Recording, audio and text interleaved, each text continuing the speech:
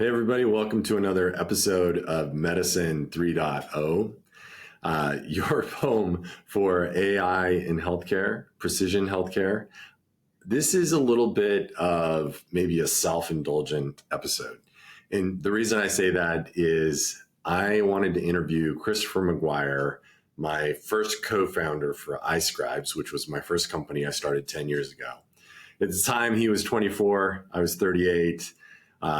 We had no idea what we were doing, but I wanted to start telling the story of the beginning of this AI movement in healthcare. And it was a decade before now. And I think everybody thinks AI in healthcare is new. And we were working on it long ago. And I wanted to start telling that story. So this is the first of several episodes where I'm hoping to bring on people who helped build AI in healthcare. So I hope you enjoy. We go off on tangents. Christopher and I know each other extremely well. We're like brothers, but we had an amazing time. Hopefully you enjoy listening to it. Christopher, welcome to the podcast. Hey, thanks for having me. This is the most important thing I'll do today, probably. Of course, any chance to talk to you is the most important thing I'll do in a day. So let's kick this off. Same question I ask everybody. How did you get where you're at knowing what you know? My goodness, you're starting with the heavy stuff. I think it's probably a two-part answer. The first is like a soft answer, I'll say, but absolutely the truth. I think God's providence. Like I'm only, healthy and happy and a dad and a husband and have a career by the grace of God.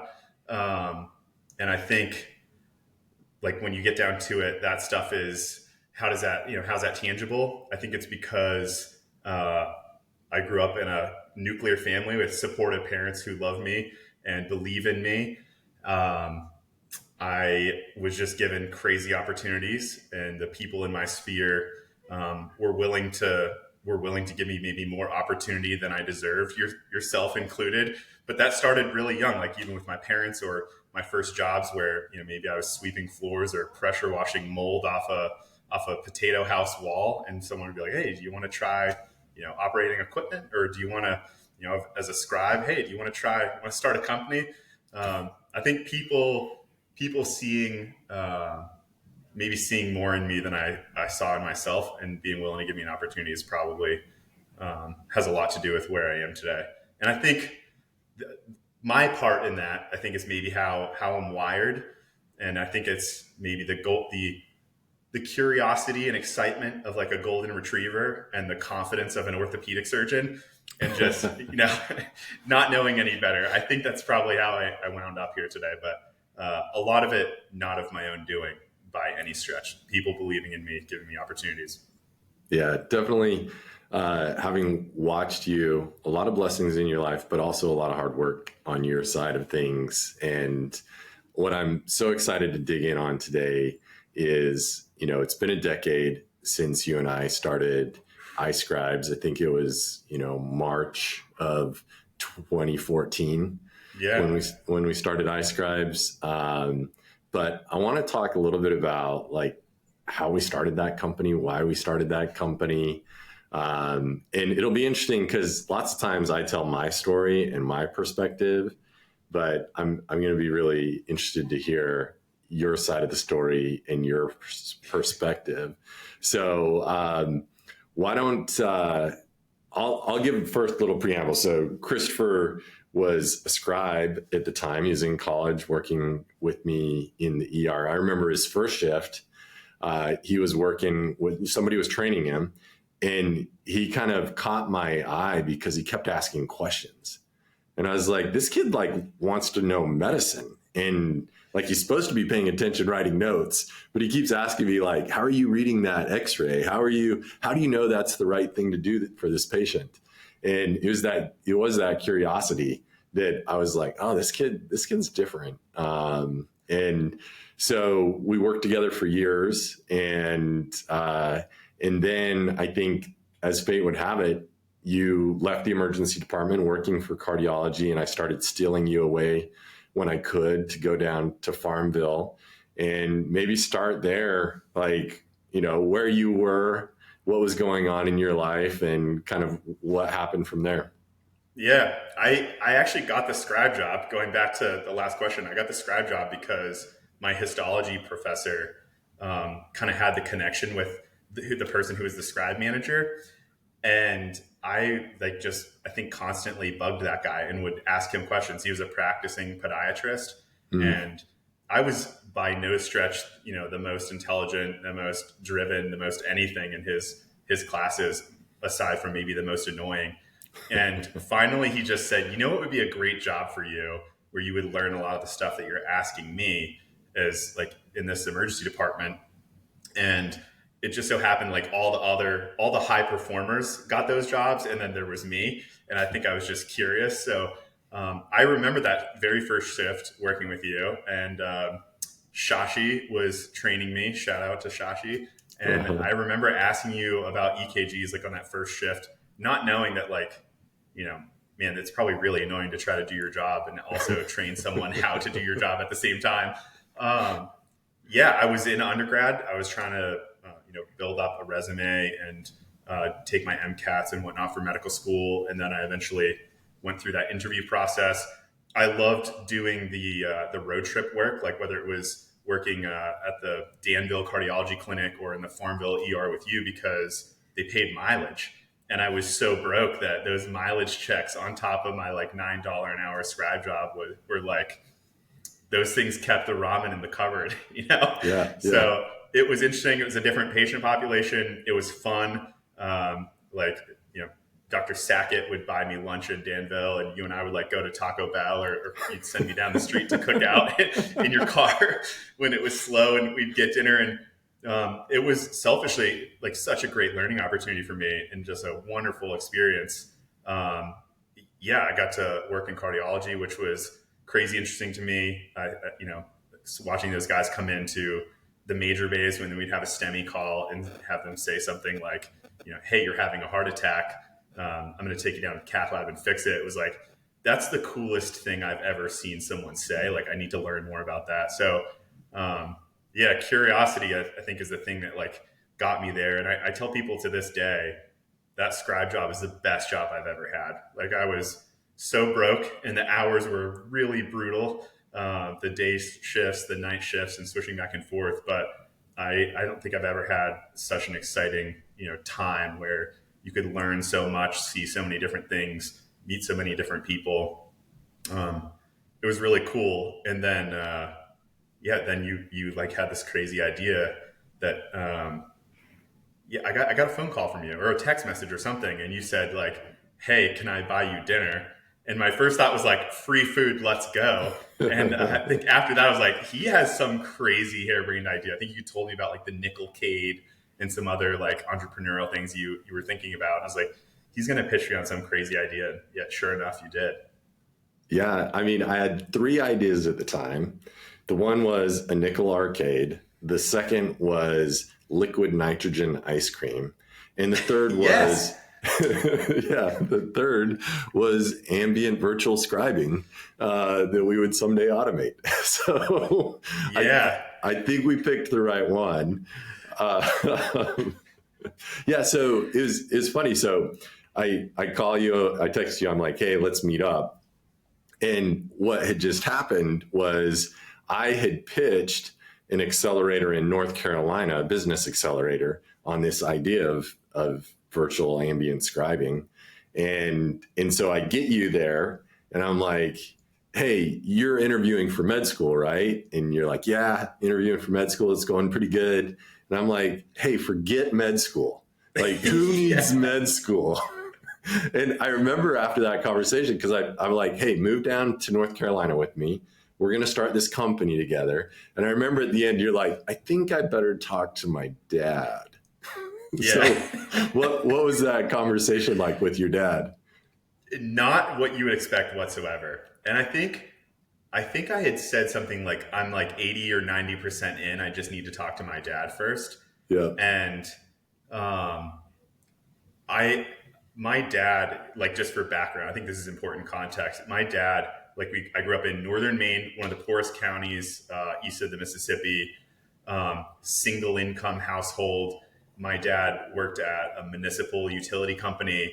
And I was the first of, the four kids to go to college and pursue a degree. I was very close to obtaining that. And of course, since I was like in seventh or eighth grade, I wanted to go to medical school. And so the prospect of calling my dad, who, didn't go to college, neither did my mom, and saying like, hey, this idea of medical school that has, I'm pretty close to and has been going really well. Like I'm thinking about dropping that, was like, I don't think this phone call is going to go very well. And it didn't go how I expected at all. He said,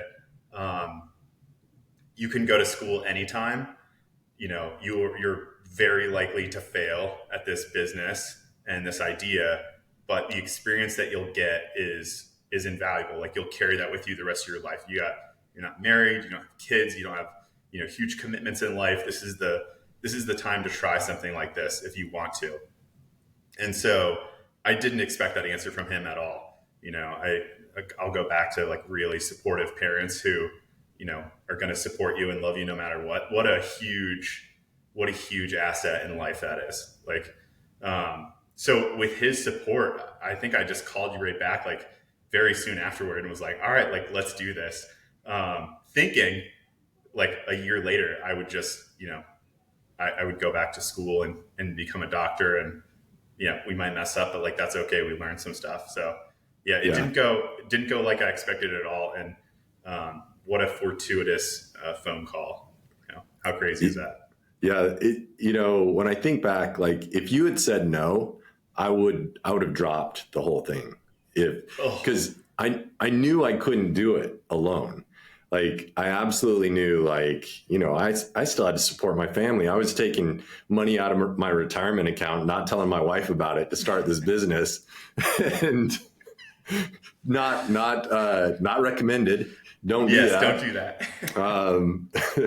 But like, if you had said, no, Jared, I'm out, I would have dropped it and just been working in the crazy. ER. That's crazy. Because there were plenty of people around us, like soon after that who saw what you did and like came to us with ideas and things that they wanted to do. And, they never took the first step. They never stepped out and took the risk. They never like dropped some shifts, took the risk, spent some money. And I gotta say, that was my question to you. I feel like when we were at that maker space in Lynchburg, and I was like, you're successful, you're well credentialed, you got like your kids are healthy, everybody's planted in Lynchburg. Like, what are you doing? And I remember you said something like, this is a problem I have to solve. Like, I gotta do this. Like, and that was convincing enough for me to, quit my hopes and dreams, at least temporarily. But yeah, it's crazy to think back. It's been 10 years. Yeah. Wild. I mean, I was 38 at the time, and you were what, 22, 23? 2014, 24. 24. Yeah. Yeah. So we've both aged a little bit since then. But yes. I mean, you wouldn't know it looking at us, of course. No. It's all the cryo magic and the supplements, I think, that keep us young, right? That's exactly right. Right. And so it was funny, when we started, and it's just like you said. So there were 4 doctors that were involved in ENT, 2 ER docs, and a cardiologist, and none of them did anything. And so after like a month, I kind of said, hey guys, I'm going to go do this with Christopher.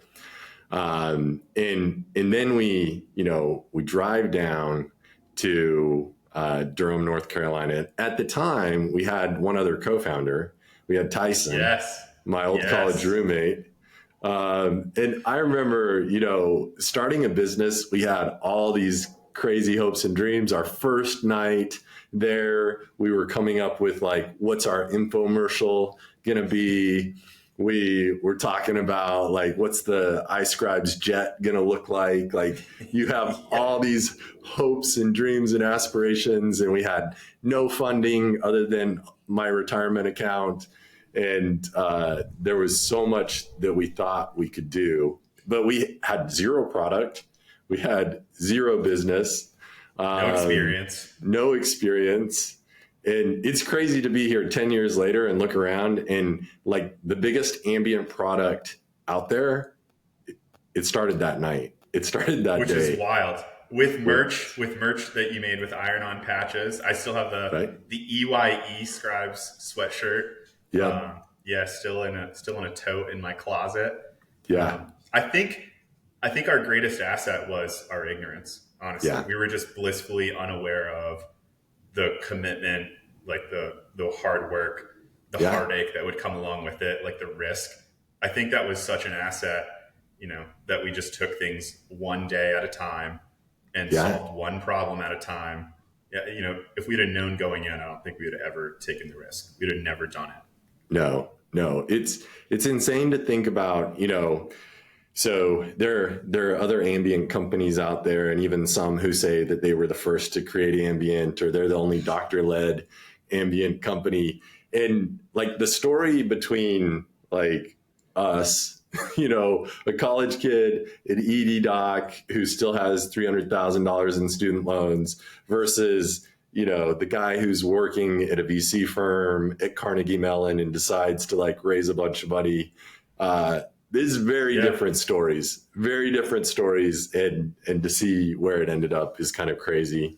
But when you think about those early days, what are some of like the most important things that happened during that time that you think helped us and led to us finally figuring it out?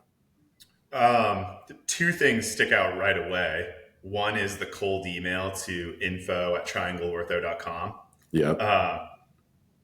Like we maybe, wound up being pretty good at sales, but at the time we were just, again, had no idea what we're doing. And who knew like a cold email would lead to, your first customer, your first outside investment money, and really great sounding boards that we could rely on like later on, in product feedback. And then of course the fortuitous meeting of David Meisner.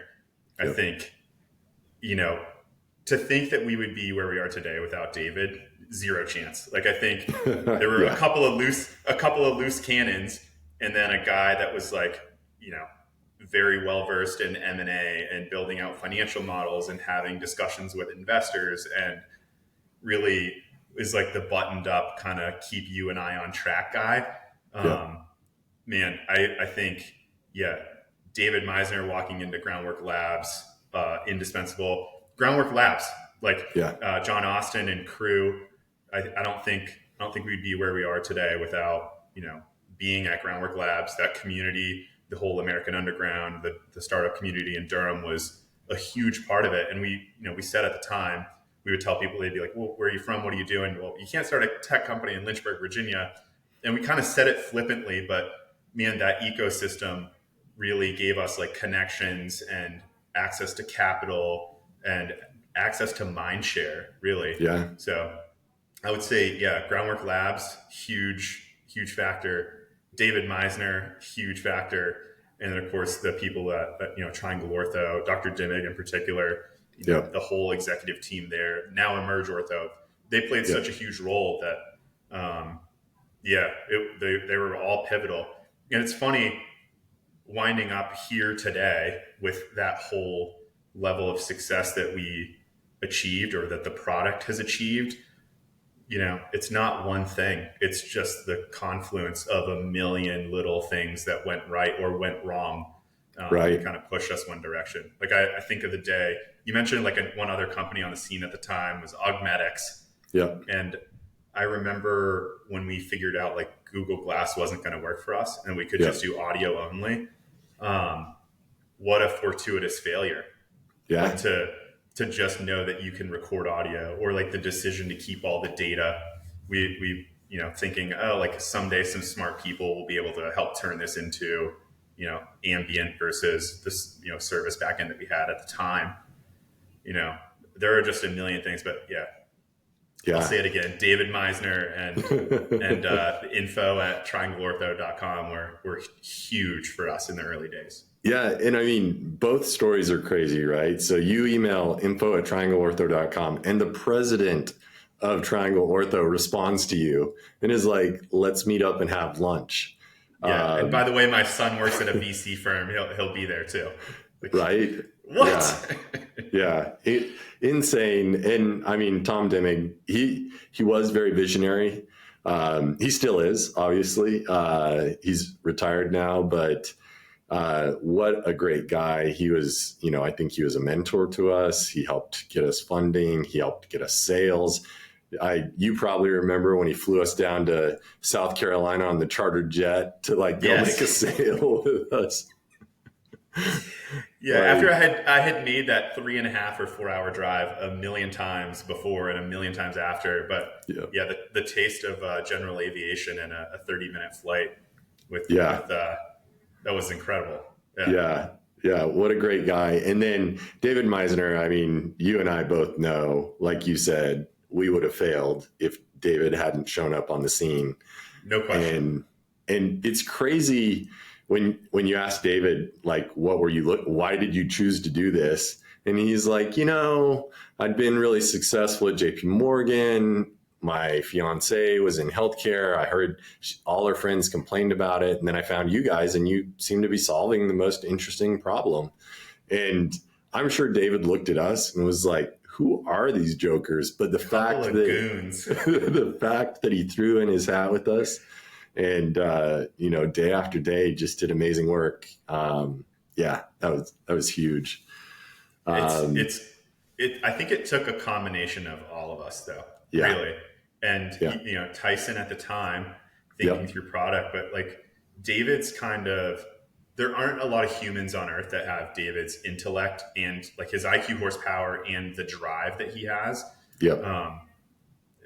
And it's just such a rare combination, but I think it took that and just our own ignorance of the work it would take. But like we were experts in the domain and we kind of knew it, but we didn't know to what extent it would be so valuable. I think, we knew exactly, you knew how to solve the problem for the physicians. I knew how to solve the problem for the scribes, and David really knew how to make it a business and to attract investor money and to help us go get customers. And we couldn't have drawn it up not that we drew it up, but we couldn't have drawn it up any better. I'm so thankful for all those fortuitous moments. Yeah, one of my favorite stories from those early days, right? We start in Groundwork Labs, which is in the basement of the American Underground in Durham, and we thought it was awesome. We were like, this is amazing. And we stayed there as long as they would absolutely let us stay, and then they kicked us out finally. They're like, you can't stay here any longer. And then we join this healthcare accelerator where we're the only, like, this house that got rented to become a healthcare accelerator, and we're the only ones there. I guess there's one other small business. There's no heat in the house. And we're Bitcoin miners. Yeah. The guy had Bitcoin miners running all the time. We had a heater in the bathroom because you'd have to go turn on the heat if you needed to sit down on the toilet. Yep. And you were scribing like crazy. You're sitting in the corner with like mittens on and scribing because we have a product and we're selling and we're trying to build this thing. Yeah, it was wild. We had some crazy office spaces. Anything that was cheap or free, we were all over. Oh my goodness. The Groundwork Labs was incredible because they would, lots of free pizza, lots of other startups, great community. That office near the Duke campus, no heat, but man, it had character. And we went places there. The American Underground office we had for like a little while with the rooftop deck was super cool. And then the walk-up space in downtown Durham, where we had like 10 people and 5,000 square feet, but it was the cheapest thing around. It was, my goodness, man, it's crazy. But I have to kind of pause here, like go on an office space side tour. Yeah. One of the craziest, like we joke about, you and I have joked for a long time about who's the better salesman, but I think the award that gets, you the trophy is getting that, the 5th floor office at One City Center in Durham. I think that's a story worth sharing if you want to like delve into how we got there and how they said yes. Well, that was after the acquisition, right? Yes, very soon after, right? Like Yeah. almost Yeah. immediately. Yeah, that was after we were acquired by Nuance, and I'm trying to remember the story, Christopher. Like I don't even So remember. I don't know how grounded in truth this is, but I'll give you my recollection. Okay. I we had I do you remember there was a gal who like kept sending us like ads for different office spaces? Like there was a real estate agent we had Yep. worked with, and we Yep. looked down by like King's Sandwich Shop. There was a Yep. space down there. I think we looked in Research Triangle Park. We looked in Raleigh, and then I think so the backstory is we had this walk up space that literally looked at a hole in the ground for a few years, and then suddenly the hole in the ground was like a 20-story building, and WeWork had the first like 4 or 5 floors of that, and we knew it was so far out of our budget right after this acquisition that we were curious, I think. So I see a theme here. We went to look at the office, and it was basically 3/4 of like the 5th floor or something, and it had its own deck. It had like a coffee bar, a bunch of its own office spaces. It was like enough office space for a solid 100 people. And we looked at it and basically walked outside, and then found out how much it was going to be a month. And I think it was insane. It was like unfathomable money. And I think your words were like, I'll just send them, an email and say we found an office space and a link to it and see what they say. And we had like Dave who had helped us through the acquisition, and some other people, and they were like great folks, but not necessarily the fastest communicators. And so I remember we were walking back to our regular office, and you had sent this email like, "Hey, I found a space. Here it is." And almost immediately, like, we got a yes. We're like, "Wait, what? Do they realize what this costs? Like, how this is like, going from the slums to the moon." So it was. And then I immediately moved and never really got to enjoy that office space. But That's true. That's true. It's pretty crazy. Pretty crazy. Yeah. You were up in Jersey. I feel like we touched on like the first 6 months of building iScribes. I think we made some important decisions. One is we only did orthopedics. Yes. We wouldn't do any other specialty. We had people begging us all the time, "Why don't you do ENT or urology or something?" And we always said no, like we're only going to do orthopedics. And then 2 is like we grew and we started hiring scribes. And when we were in that unheated house, we invited Chelsea Murdich to come visit us. And somehow she caught the vision too. Somehow we're like, "Hey, move down from Lynchburg, Virginia, move down here with us and build this company." And she actually did it. And another crazy addition. Yeah, we had some really incredible people like join early. Like Austin jumped on with us early. Was a big helped a lot with scribe training early on. Chelsea, like Justin wasn't, on too much further after that. I think like Rachel was on early. Like, man, what a crew of people, and what a testament to just like amazing culture. Like, the team that we grew, or that, grew around us, was really, really incredible. Yeah. I think the other thing that we did really well was we really cared about culture. And it's been interesting to watch because we built such a tight-knit remote community. When we sold, we had, 250 employees, and everybody loved the mission so much. And we spent all the time, doing weekly updates, celebrating with each other. And we sent a t-shirt to everybody after 2 weeks of joining iScribes. They got a hoodie after a year. Like, everybody loved the mission so much that, when I tell people what we paid to work at iScribes, like, I almost feel guilty. We couldn't afford any more. Like, we couldn't pay more than that. You act like it was a choice. Right.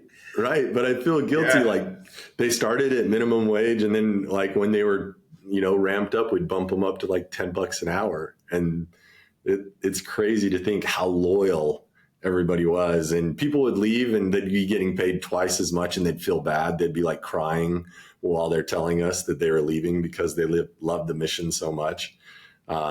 Which I think that was another part of building a successful company that built the product that is Dragon Ambient Experience today. Yeah, that was my only doubt about you in the beginning. Like, what is this culture stuff? Like, dude, we need customers and money in the bank.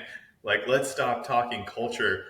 And man, oh man, if I talk to someone about no matter what their organization is, if they're building a business, like they're, you know, doing I don't know, whatever they're doing, leading a volunteer organization, whatever it is, that's the first thing I go to now, and it's because you wind up with the right people on the bus, and you can accomplish anything. You can go through scribe apocalypse, we call Right. it, and you can be up till 3-4 in the morning with just an unending work stream and a bunch of Chinese takeout and be okay with it. I think the culture work that we did, really, I shouldn't say we, I participated early on, you led, was critical. And I think it still is. Like, there's a core group of people who were with us at the very beginning who are still working on the product, working in various capacities, around the mission and vision that you sold early on. I think that's a testament to, what led you down that path of like, we need to work on culture. Like, what got you interested in thinking through that? Because I had never built a business, I kind of just voraciously read books. And this because I was driving all the time to come down, Yeah. and I would always be listening to a new business book. And I kept hearing about culture, and I was like, I don't really understand what culture is. Like, is it having dogs at work? Is it, doing yoga at work? Like, what is culture? But it finally clicked. Like, it's community, it's hiring for the right type of person. And then it just kind of self perpetuates, where people feel ownership and they feel community.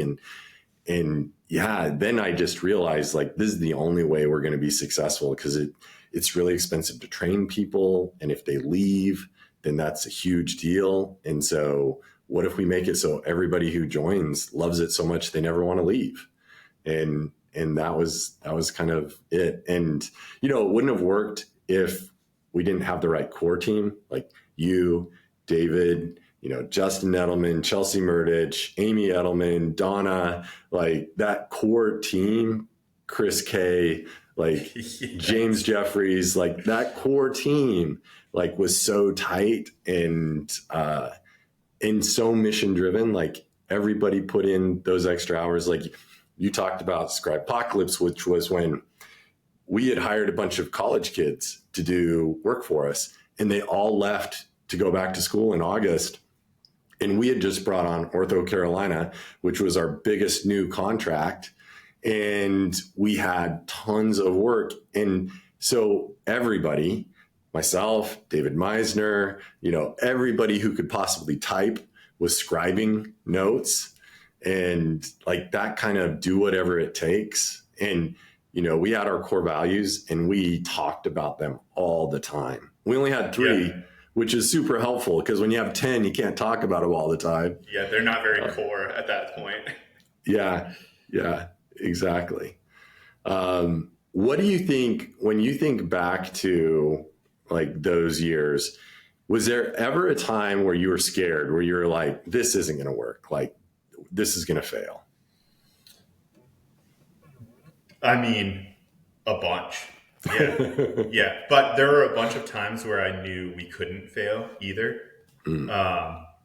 Scribepocalypse was one where it was like Yeah. a little bit of both, where we were asking customers to stop using the product so we could catch up and deliver on our turnaround times. And they refused to stop using the product. Like, looking back, that's like the greatest compliment we're ever going to get on, hey, you're headed in the right direction. Yeah, I think there were some scary times where, hey, we're not gonna. This is X amount of time for runway and payroll, and without closing on this round of investment, without like me dumping, me as in you, like dumping in some extra money, we're not going to hit payroll. Like so and so is going to get paid, half of their take home this week because that's just the way it is. Those were scary times, and I think toward the end of the acquisition, like your goal when you get acquired is to hit your closing date with $0 in the bank, and we were like dead set on making that goal, right or wrong. Not necessarily on purpose, just because we were running out of funds and the close date kept getting pushed back from things we couldn't control. That got a little scary, but we had something that was successful. Like if we could go out and push product and have it be, we talked about like an MVP, a minimum viable product, and it was like this hokey Kickstarter watch on a smartphone app with literally one button. But we delivered quality, and we delivered, more face-to-face time for doctors with their patients. And man, it's crazy. Like if I was the sales force, like that ought to tell you something, like that you have a very good product. If you have a sales guy with no experience, like closing more sales than we could possibly, operationalize. Like those were the times when it was like, yeah, we're going to be successful. There's no doubt in my mind. But there were plenty of those nights where you went to sleep and you're like, man, maybe I should apply for a real job or something here soon because things are looking shady. How about you? I mean, we did have something special. Like, I don't know if you remember Scott Barstow meeting with us and saying, absolutely. Like he had gone and talked with Triangle Ortho, and he came back and he's just like, you guys, if people would give bags of gold for what you have product market fit. Like people absolutely love what you're building. And I remember just being like, oh, okay, that's cool. Yeah. But like the scary moments, I think I shared this story with you. So Michael Ann, my wife, and I, we had never done a big trip, and we had paid for and had plane tickets and all the tickets to go to Machu Picchu in Peru and go on a backpacking trip with my friends. And like 2 days before, I told her, I was like, iScribes is going to go bankrupt while we're gone. And she's like, well, you can't leave. And I'm like, there's nothing to do. Like iScribes is going to go bankrupt. And she's like, you can't leave. Like you moved me down to Durham, North Carolina. You took me away from all my friends. You better stay here and fix this. And so the next day I took out $300,000 in personal loans and floated the company, and we made it. So that was scary. Yes. We were 2 days away from bankruptcy, and the idea, that I would just tell her all the time, like if iScribes fails, I'm going to work till I'm 80. Like there's, I've leveraged everything we have, and I really hope this doesn't fail. You left your house with a basketball court, which was like, kid from Aroostook County, Maine, seeing what you came from, and like you put it all on the line to make this business a go. Like, that was crazy to me that you would do that. But thanks for doing that. Thank you, Michael. Well, but when you think about it, like all the way across the board, like everybody who was involved, you not going to med school, David Meisner, I think he got paid like $30,000 a year at iScribes. He was probably making $200,000 at JP Morgan. I don't know, but he was making a lot more money, and he was making like nothing. And everybody, all the scribes, like all of, Justin, Chelsea, Amy, like nobody made put it on the line any money for years because they believed in the vision and they were willing to do this.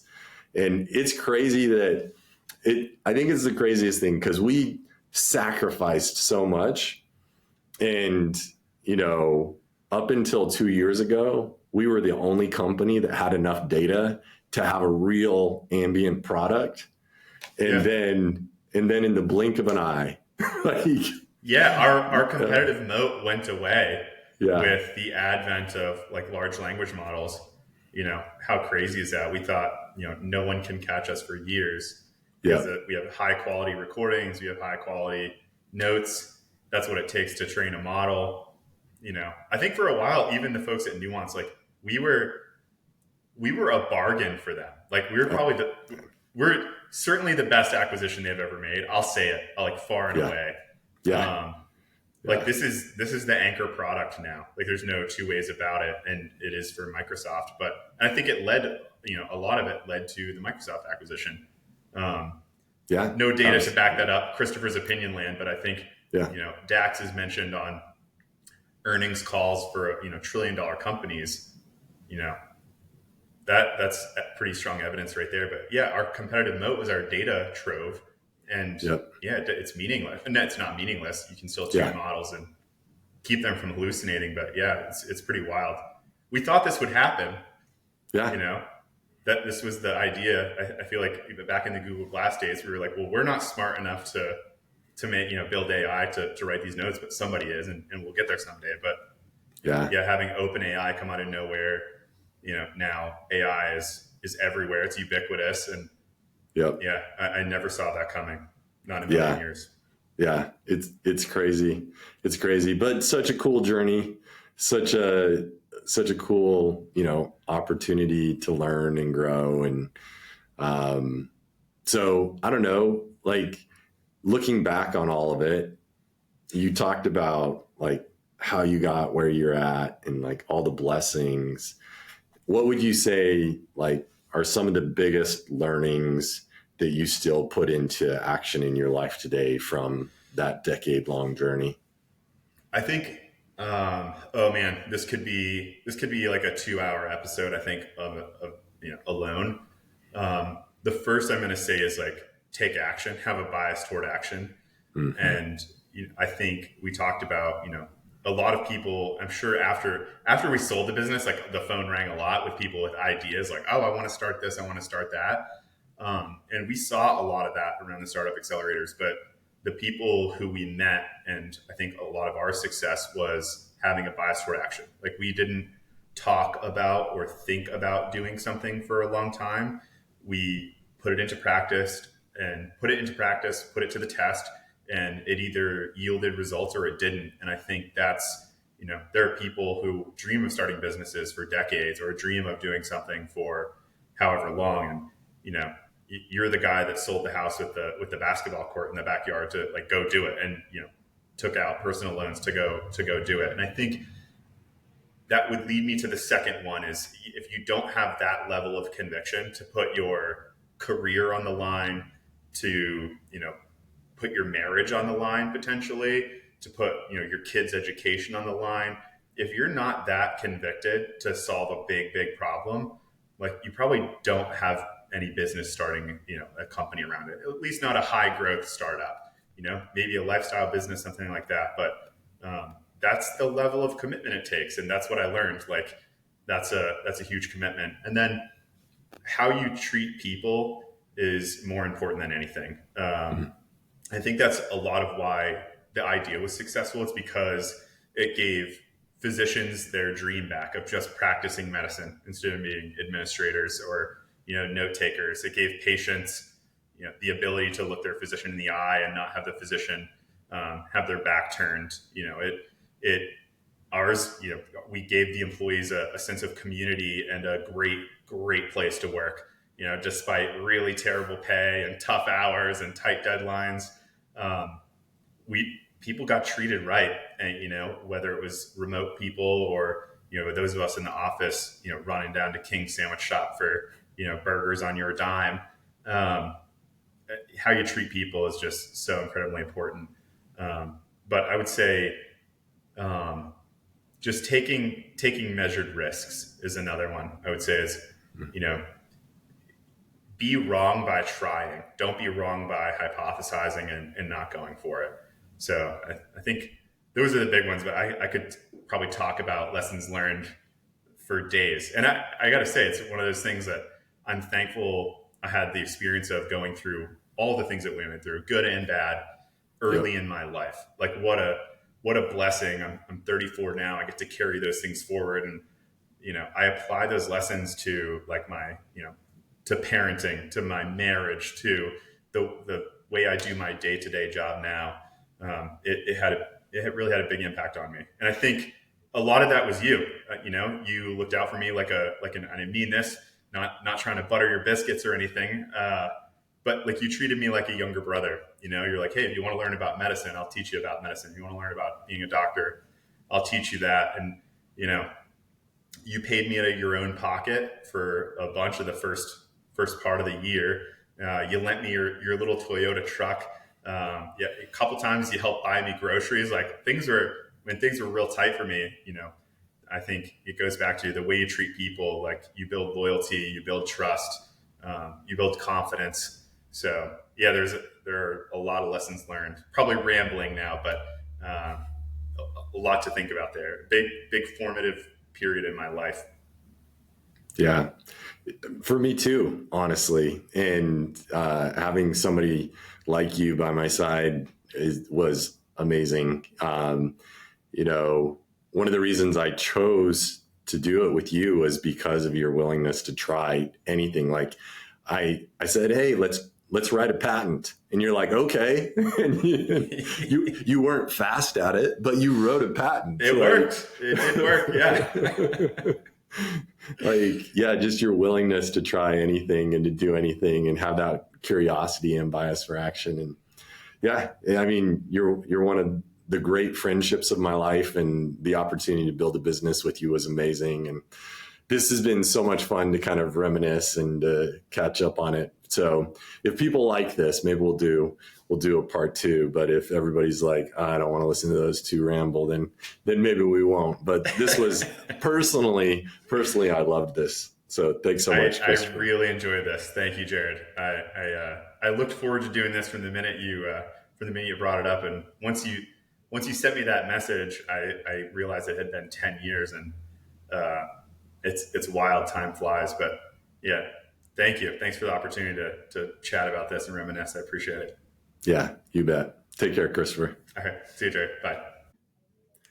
Thank you for listening to another episode of Medicine 3.0. We make this podcast so that you know where to turn for good information on keeping you and your loved ones healthy.